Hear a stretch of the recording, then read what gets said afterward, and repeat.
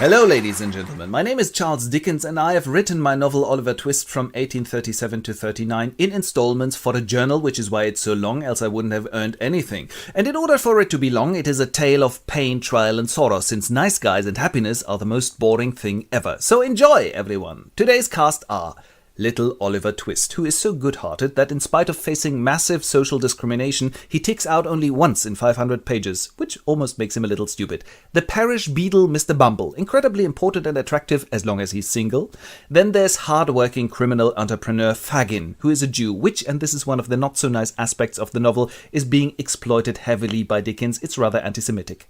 He's got a gang of kids and adolescents. Bill Sikes is a burglar and business partner of his. And his friend Nancy works in the horizontal line of Fagin's business. It is not spelled out in detail, but we are given to understand that she's a woman of negotiable affection. Then there's a couple of nice people too. Mr. Brownlow, a nice elderly gentleman. Comparably nice are Rose Maylie and her aunt Mrs. Maylie. Lastly, we mention mysterious Mr. Monks, who does not belong to the nice guys and has his tick. He always looks over his shoulder.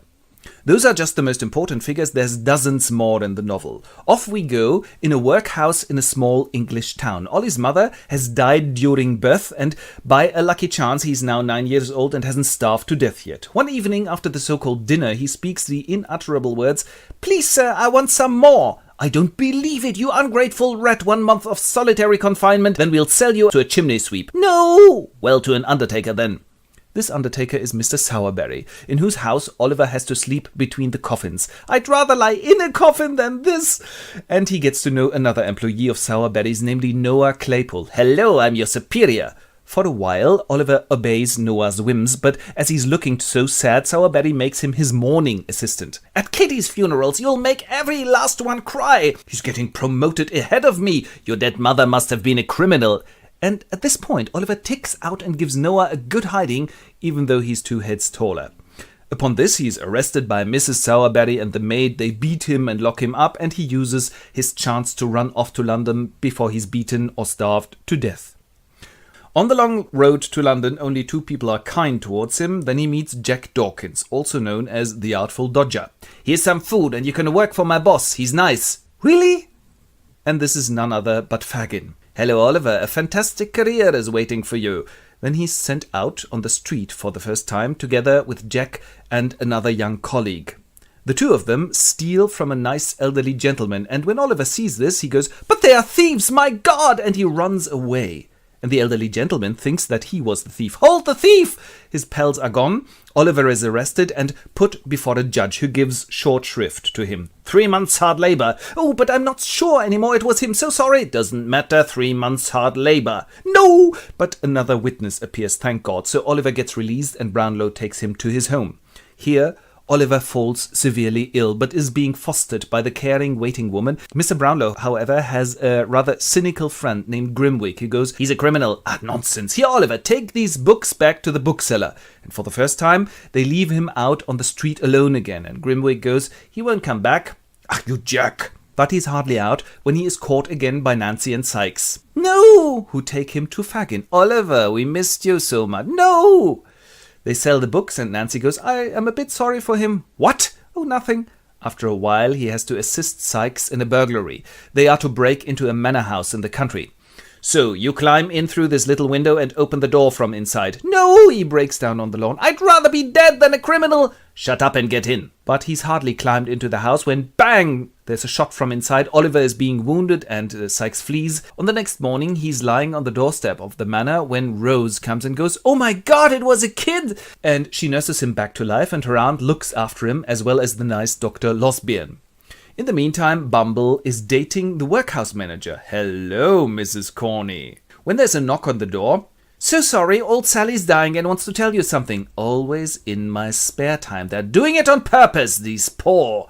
But old Sally tells her something important about the death of Oliver's mum, which she witnessed. In London, Fagin's out on the street. "Fagin! Ah, Monks! You get that boy back at once and turn him into a criminal." "Well, calm down, we're at it." The Maylies haven't only nursed Ollie back to life, but took him along on a holiday to a nice little cottage in the country too, where all are happy and Ollie gets lessons. Rose, however, "Oh, I'm getting so sick all of a sudden." They're afraid she might be dying, and Oliver goes, "No, why is everything always fucked up in my life?" When Mrs. Maylies' son Harry arrives, and suddenly she gets better. They've known and loved each other forever, and he goes, "Marry me." "No, I'm not good enough for you, your aristocratic family and your career. A dark mystery looms about my descent." Mr. Bumble, however, has married in the meantime. He has even become boss of the workhouse. "What are you doing here?" "Oh, hanging out." "You lazy pig!" But his wife wears the pants at home, so he goes to the pub, where he meets none other but Monks, who goes, "Bumble, I want information on Oliver Twist for money." "Oh!" So he gets his wife. 25 quid. "Excuse me?" This was a fortune back then, but he pays and she goes, "Righty, his mother had a locket and a ring with Agnes engraved. Gimme that." And he throws these pieces of evidence of Ollie's birth into the river. Poor Sykes has been very sick for some time, and only his girlfriend Nancy has looked after him. Then she witnesses a secret conversation between Monks and Fagin. Psst, psst, psst, psst, psst. "Oh shit, I've got to do something," for she's gathered that it is about Oliver. She visits Rose, then, who is staying in town in a hotel. Yeah, this is somewhat surprising, but how does she know Rose is in London? Well, she may have heard it in Monks and Fagin's conversation. So she goes, "Do you know a man called Monks?" "No." "He's after Oliver. He's told Fagin to make a criminal of the boy cause he's his brother." "No!" "Yes!" "And Oliver gets disinherited if he goes crook." "No!" "Yes! And now I'm leaving." "No, I'll rescue you." "No, I'm lost already. Let's meet every Sunday evening on London Bridge." And Oliver runs in and goes, "Hey, I've seen Mr. Brownlow in the street. Now I can finally prove that I've said nothing but the truth all along." They have believed him so far, but when they were looking for Brownlow before, he had been in the Caribbean. So finally, all the good people who like Oliver come together and think of a way to get at the crooks. It is Sunday evening then, and Nancy wants to make her way to London Bridge. I'll just get out to get some cigarettes." "No, you stay here."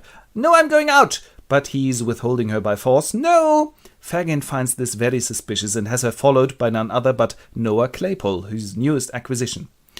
On the following Sunday, Nancy manages to escape from Sykes and meets Rose and Brownlow on London Bridge. And Mr. Brownlow goes, "It's really nice of you to be standing up for Oliver. We'd like to get this Monks. What does he look like?" "Well, he's kind of tall with his nervous tic, and on his neck, a red mark." "Yes, I think I know him." "Right, and now we'll be saving you." "No, I'll rather go into the water than be saved."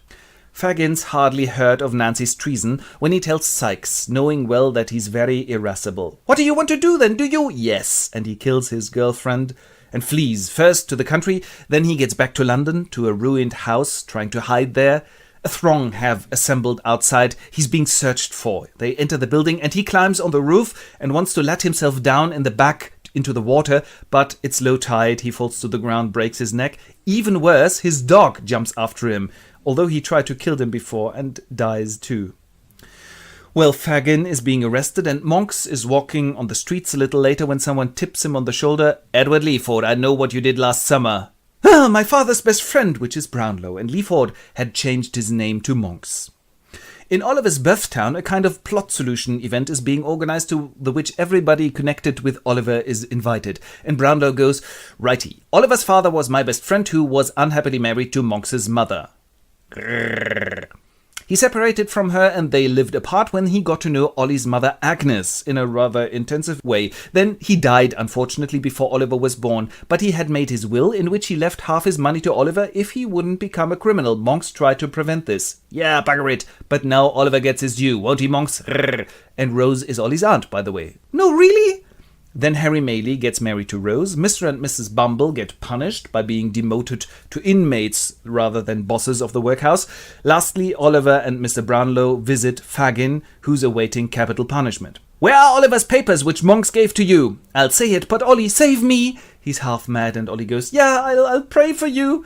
I always only wanted your best." And Oliver breaks down weeping and Fagin is executed in the morning.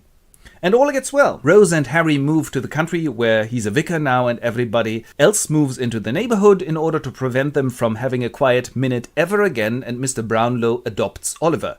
And the moral of the story, being poor sucks, but hey, if you've got a good heart, you'll get rewarded sooner or later and all the rest will get punished, probably later. And this